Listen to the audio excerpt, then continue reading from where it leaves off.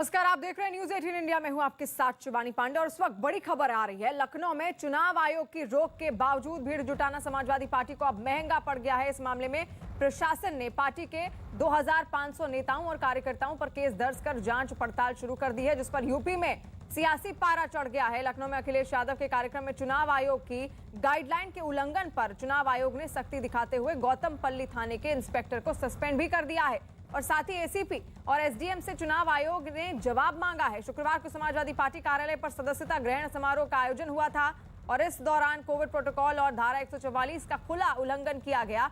हजारों की भीड़ जुटी थी। कोरोना की वजह से राजनीतिक रैलियों पर रोक लगी है, लिहाजा ये तस्वीरें सामने आते ही प्रशासन एक्शन में आ गया और इस आयोजन की जानकारी होने पर चुनाव आयोग ने काफी सख्त रुख अपनाया। कोरोना नियम तोड़ने के मामले में अखिलेश और स्वामी प्रसाद मौर्य समेत 2500 लोगों पर एफआईआर दर्ज हुई थी। कार्यक्रम की तस्वीर भी आप देख रहे हैं, किस तरीके से भीड़ वहां पर जुटनी शुरू हुई। ना किसी ने सोशल डिस्टेंसिंग के नियमों का पालन किया और ना ही चेहरों पर मास्क भी दिखा, जिसके बाद तुरंत प्रशासन सख्त हुआ क्योंकि चुनाव आयोग ने गाइडलाइंस जारी कर दी है कोरोना को लेकर। अमित सिंह इस वक्त ज्यादा अपडेट के साथ हमारे साथ लाइव जुड़ गए हैं। अमित, लगातार कोरोना नियमों का यहाँ पर उल्लंघन होता हुआ दिख रहा है, लेकिन सपा की ओर से जो ये वहां पर रैली की गई, क्या उसके बाद जो जिस तरीके से भीड़ जुटाई गई, क्या कहना है आप सपा का, क्या दलीलें हैं?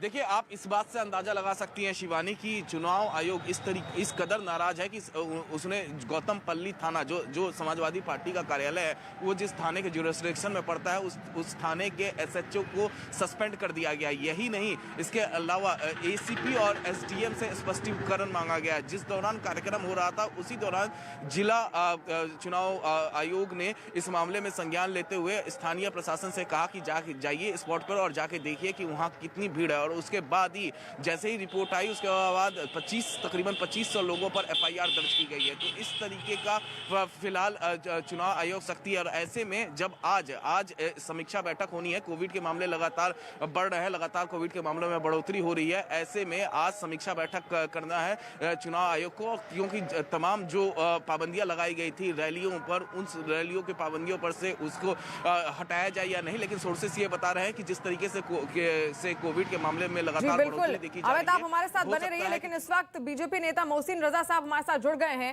मोहसिन साहब, बहुत स्वागत है आपका न्यूज 18 इंडिया पर।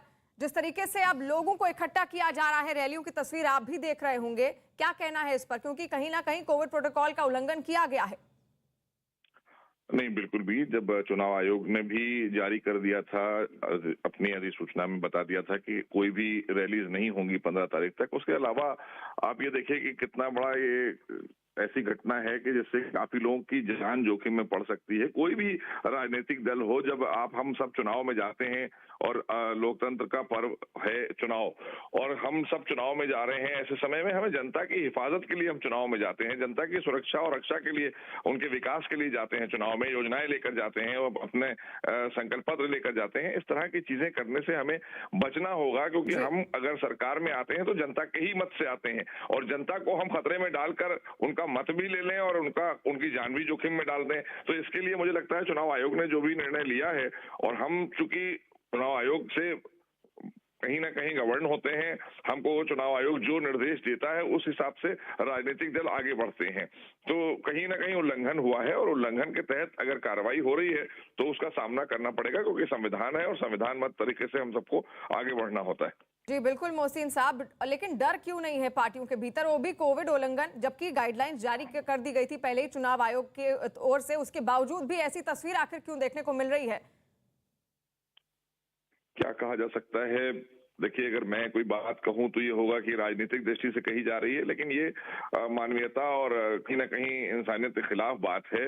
कोई भी हो, अगर आपको, ठीक है, आपका राजनीतिक दल हो सकता है, मेरा राजनीतिक दल हो सकता है, हम तो करोड़ों सदस्य खड़े कर सकते हैं, लेकिन ये चीजें इसलिए नहीं होना चाहिए। ऐसे समय पर हमें लोगों की जान बचानी है, उनको उस संक्रमण से बचाना है, ये और गाइडलाइन का चुनाव आयोग के पालन करना है। हम संविधान में विश्वास रखने वाले लोग हैं, हम जनता के हितों के लिए चुनाव में जाते हैं, जनता के इश्यूज को उठाते हैं सदन में। लेकिन अगर हम ये भूल जाएं कि यही जनता हमको जो वोट दे रही है, इसकी जान जोखिम में डालने के लिए हम खाली अपना स्वार्थ साधने के लिए इनको बुलाकर और भीड़ में इकट्ठा करके खड़ा करके और खुद मंच से भाषण दें और उसके बाद इनकी जान जोखिम में डालें, तो उसका जिम्मेदार कौन होगा? तो चुनाव आयोग कार्रवाई करेगा। बिल्कुल मोहसिन रजा साहब, लेकिन जिस तरीके से उल्लंघन हुआ तस्वीरें हम भी देख रहे हैं। एक जनप्रतिनिधि होता है, नेता को जनप्रतिनिधि माना जाता है क्योंकि जनता को उसकी ओर से एक संदेश दिया जाता है, लेकिन इस तरीके का संदेश और जो कार्रवाई आप कर रहे हैं इस वक्त, जो कार्रवाई प्रशासन की ओर से की जा रही है, आपको क्या लगता है उसके बाद ऐसी तस्वीर क्या नहीं देखने को मिलेगी? नहीं, देखिए, जो चीज हमको भारत सरकार और हमको चुनाव आयोग ने कहा है, हम उसके तहत आगे बढ़ते हैं और सरकार वही काम करती है। सरकार को जो दिशा निर्देश होते हैं, क्योंकि सरकार संविधान से चलती है, हम सब संविधान से बंधे होते हैं।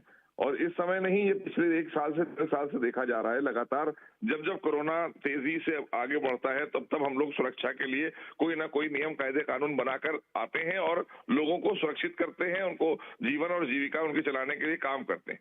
तो इसलिए ये चुनाव का समय है, ठीक है, चुनाव है, लेकिन हमें ये ध्यान रखना चाहिए कि जिसके लिए हम जाते हैं चुनाव में, जो जनता हमें चुनकर भेजती है। बिल्कुल मोहसिन साहब, आपके पास वापस हम लौटेंगे, लेकिन इस वक्त समाजवादी पार्टी के नेता अनुराग भदौरिया भी हमारे साथ जुड़ गए हैं।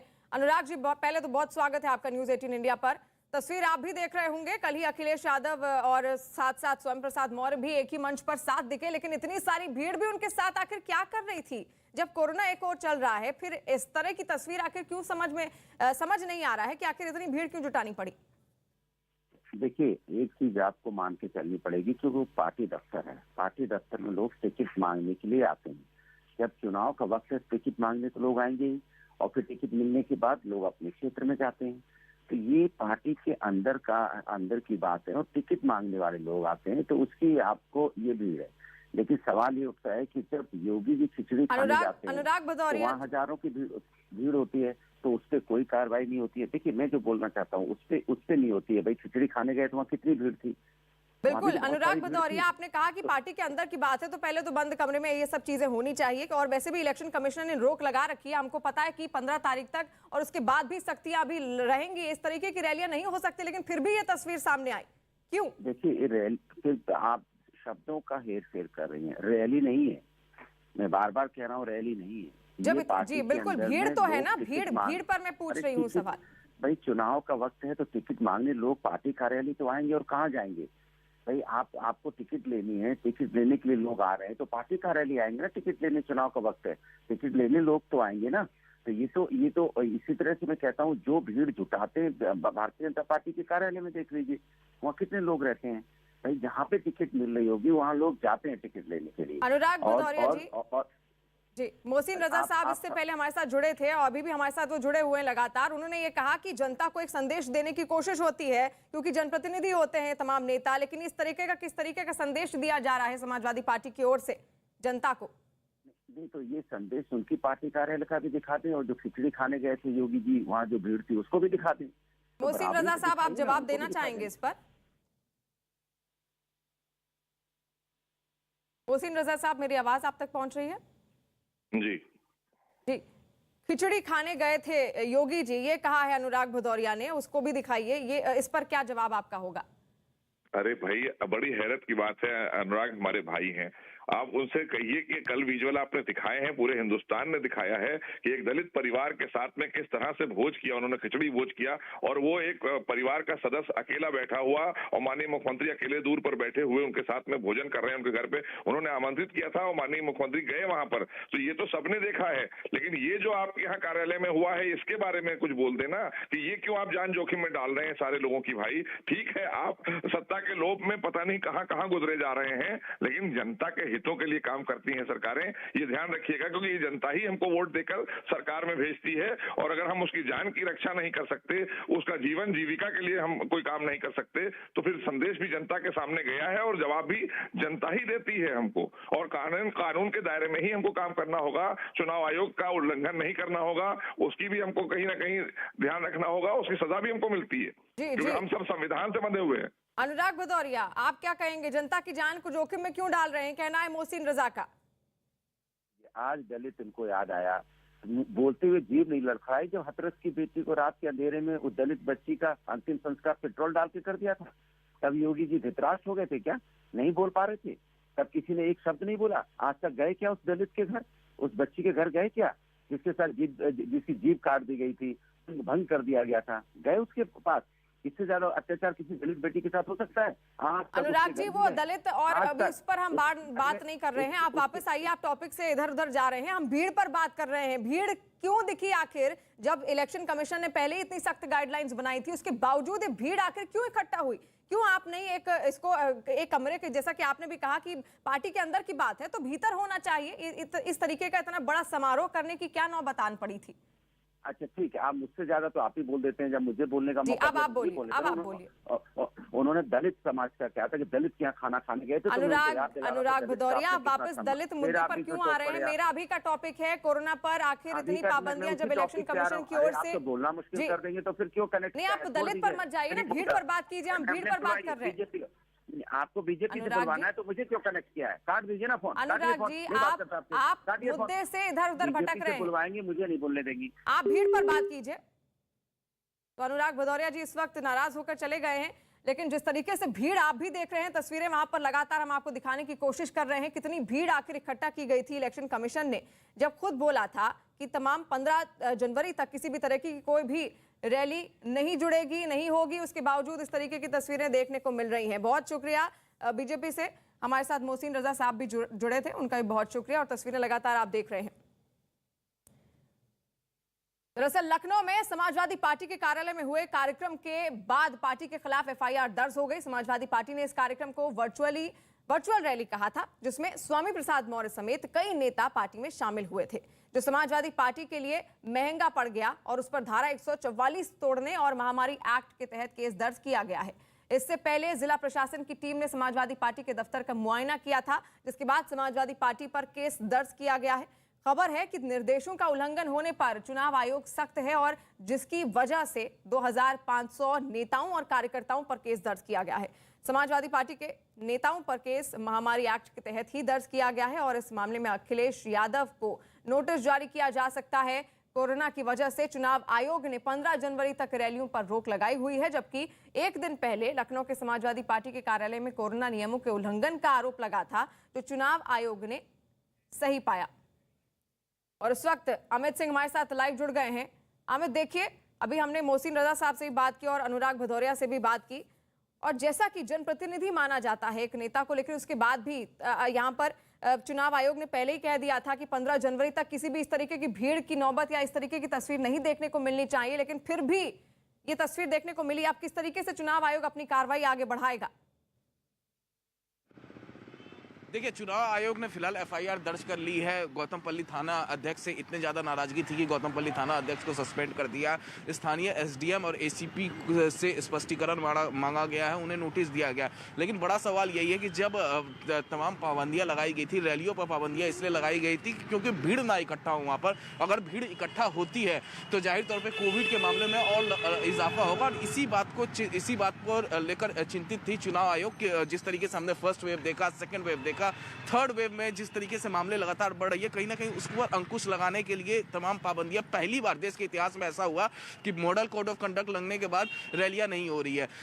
तो ऐसे में हम देखें तो ये नियम सभी पार्टियों पर लागू होते हैं, लेकिन जिस तरीके से बीते कल हमने देखा कि स्वामी प्रसाद मौर्य के साथ जितने भी वहां पर बागी विधायक पहुंचे थे जो समाजवादी पार्टी ज्वाइन करने के लिए, और उसके बाद उन्होंने समाजवादी पार्टी ज्वाइन की, तो उनके साथ जो समर्थक पहुंचे थे, जो समाजवादी पार्टी में जितने समर्थक थे, तो कहीं ना कहीं वो कोविड प्रोटोकॉल, कई हम समर्थकों को देख सकते थे वहाँ बिना मास्क के थे, वो कोई सोशल डिस्टेंसिंग वहाँ पर नहीं था। तो कोरोना महामारी एक्ट का धज्जियां तो वहाँ उड़ाई गई थी, और शायद यही वजह है कि जिस दौरान प्रोग्राम चल रहा था उसी दौरान जिला चुनाव आयोग की तरफ से स्थानीय प्रशासन जी अमित, यानी आगे कार्रवाई की जा रही है और इलेक्शन कमीशन इस पूरे मुद्दे को लेकर काफी सख्त हो गया है। वहीं चुनाव आयोग की तरफ से राजनीतिक दलों पर लगी पाबंदियों का आज आखिरी दिन है। सूत्रों के मुताबिक इन पाबंदियों को आगे भी जारी किया जा सकता है, जिसका ऐलान आज या कल चुनाव आयोग कर सकता है। तारीखों के ऐलान के साथ ही आयोग ने 15 जनवरी तक के लिए रैलियों पर रोक लगाई थी। सूत्रों के मुताबिक आयोग ने अपनी समीक्षा में पाया कि इस दौरान कोरोना के मामलों में बढ़ोतरी हुई है,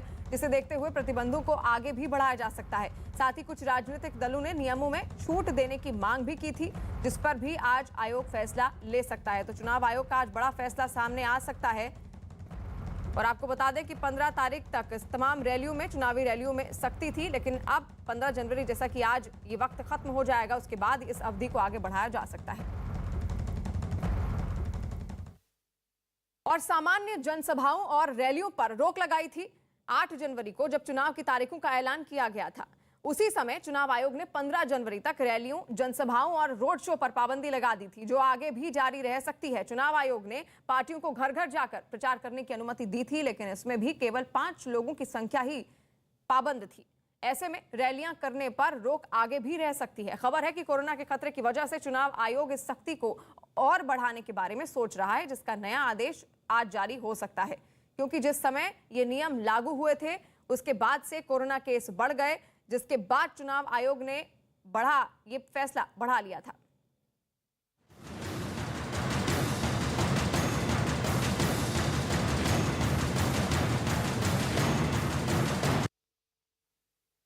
और अयोध्या में राम मंदिर के पहले चरण का काम पूरा हो गया है। पहले चरण में मंदिर की नींव पड़ गई है। 50 फीट जमीन के अंदर कंक्रीट की आधारशिला रखी जा चुकी है। इस काम में 5 महीने का समय लगा और अब राम मंदिर के ऊपर का काम शुरू होगा। समय पर काम पूरा करने के लिए दिन रात 2 शिफ्ट में काम हो रहा है। अलग अलग राज्यों से पत्थर मंगाए गए हैं, जो इसी महीने के अंत तक लगने शुरू हो जाएंगे। भव्य राम मंदिर दिसंबर 2023 तक बनकर तैयार होना है। मंदिर 2.77 एकड़ में तैयार होगा और यहां पर हर दिन करीब 2 लाख तक श्रद्धालु भगवान राम के दर्शन कर पाएंगे। तो पहले चरण का काम पूरा हो चुका है और कुछ दिन पहले, अगर आपको याद होगा, तो एक वीडियो भी जारी किया गया था। ट्रस्ट की ओर से बताया गया था कि अब तक किस तरीके से वहां पर आधारशिला रखी जा रही है। 50 फीट जमीन के अंदर तक नींव तैयार कर दी गई है और अब दूसरे चरण का काम शुरू होगा, क्योंकि 2023 तक इसको बनकर तैयार होना है। अमित सिंह इस वक्त हमारे साथ जुड़ गए हैं। अमित, पहले चरण में और किस किस तरीके से काम किया जा रहा था अभी तक, और अब दूसरा चरण कब से शुरू होने वाला है? देखिए, पहले चरण का काम लगभग पूरा हो चुका है। फाउंडेशन का काम था पहले चरण का। 50 से 60 फीट नीचे जमीन के अंदर जो फाउंडेशन पूरी रखी गई है, वो काम पूरा हो चुका है। फिलिंग का काम थोड़ा बहुत बाकी है, जो अगले 5-6 दिन तक चलेगा। और उसके बाद पत्थरों के जरिए, यानी जो कंक्रीट है वो जमीन के नीचे है, इसके बाद पत्थरों पर ये पूरा मंदिर खड़ा रहेगा। 161 फीट ऊंचा ये मंदिर होगा और आपको बताएं तो इसकी जो मियाद होगी 1000 साल। इतना भव्य, इतना बेहतरीन तरीके से ये मंदिर बनाया जा रहा है। तो इस मंदिर को लेकर अयोध्या वासी काफी ज्यादा खुश है। देखिए, मैं तस्वीरें दिखाऊं तो मैं अयोध्या में ही इस वक्त मौजूद हूँ। यहाँ पर आप तस्वीरों में देख सकते हैं। और जो अयोध्या वासी हैं वो बेहद खुश इसलिए हैं, मंदिर को लेकर खुश हैं, जिस तरीके से राम मंदिर का काम, राम मंदिर बनाने का काम 24/7 हर वक्त यहाँ पर लगातार जारी है। इसके अलावा अयोध्या से और एक बड़ी खबर है कि योगी आदित्यनाथ यहाँ से चुनाव लड़ सकते हैं। तो इसको लेकर भी अयोध्या वासी, और केवल अयोध्या वासी ही नहीं, आसपास के जितने भी विधानसभा हैं वहाँ के लोग बहुत बेहद खुश हैं। बतौर खुशी का माहौल जरूर है वहां पर, क्योंकि राम मंदिर तो बनकर तैयार हो ही रहा है। और साथ साथ ये भी है कि वहीं के विधानसभा क्षेत्र से, अयोध्या से ही खुद सीएम योगी आदित्यनाथ चुनाव भी लड़ सकते हैं। लेकिन राम की नगरी अब बनकर तैयार हो रही है भव्य रूप से। वहीं राम मंदिर के पहले चरण का काम पूरा हो गया है और मंदिर की भव्य नींव पड़ चुकी है और अब पत्थर का काम शुरू होने वाला है। भव्य राम मंदिर का निर्माण दिसंबर 2023 में पूरा होगा। करोड़ों राम भक्तों का सपना अब कुछ ही महीने में पूरा होने वाला है। 5 तस्वीरें आप इस वक्त अपनी टीवी स्क्रीन पर देख रहे हैं। राम मंदिर आखिर बनेगा कैसा, इसकी तो झलक हमने देखी ही है, लेकिन अब पहले चरण का काम हो चुका है। उसके बाद वहां की क्या तस्वीरें हैं, ये आप इस वक्त टीवी स्क्रीन पर देख रहे हैं, क्योंकि नींव पड़ चुकी है। 5 अगस्त 2019 में वहां पर भूमि पूजन किया गया था। उसके बाद से लगातार वहां पर काम आगे चल रहा था। अमित लगातार हमारे साथ लाइव जुड़े हुए हैं। अमित, तस्वीरें भी हमने दर्शकों को दिखाई। पहले चरण का काम पूरा हो गया है और जैसा कि आपने भी कहा, खुशी की बात है, क्योंकि खुद सीएम योगी आदित्यनाथ अयोध्या से विधानसभा चुनाव भी लड़ने वाले हैं और साथ साथ राम मंदिर का पहला चरण का जो काम है वो भी पूरा हो चुका है। अब हम आगे बढ़ गए हैं दूसरे चरण की ओर।